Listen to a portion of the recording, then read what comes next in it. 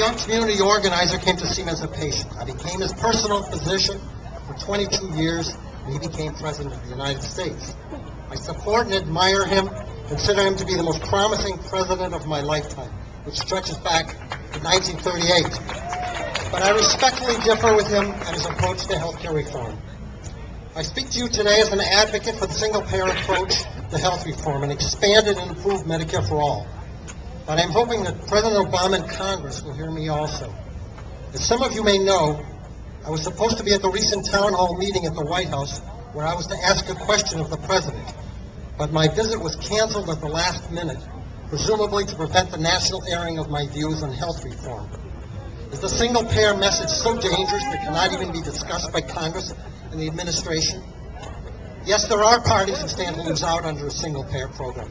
The for-profit health insurance companies and their multi-millionaire CEOs in the first place. The head of Aetna, for example, received $18.6 million in compensation last year. That's obscene. By the way, the dean of the University of Pennsylvania Medical School received $3.5 million. That's not much better.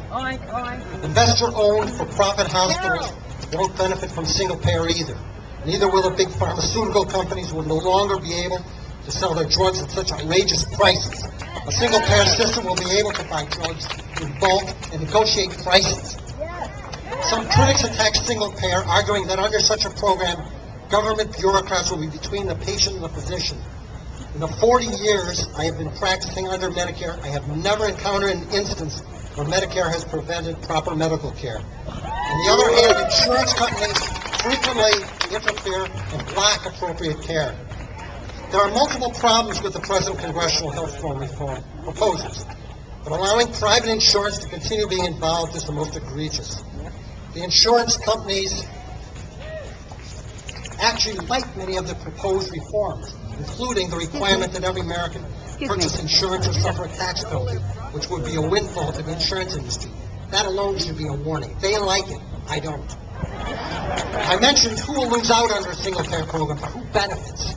The American people. Do they matter?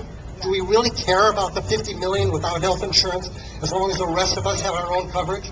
Do we think about the additional tens of millions who are underinsured, who face economic hardship or bankruptcy when serious illness strikes? Single-payer will offer secure, comprehensive, and quality care to all. A single-payer program could be implemented easily without disruption, as was the case with the traditional Medicare. This is a moral obligation. We are all responsible for seeing that health care is a right. That's the view of physicians for a national health program. Opponents of a single-payer say if the government pays for health care, the system will deteriorate. But we have two single-payer programs already operating that work superbly, Medicare and the Veteran Administration Program. Medicare overhead is 3%, private insurance is 5 times that.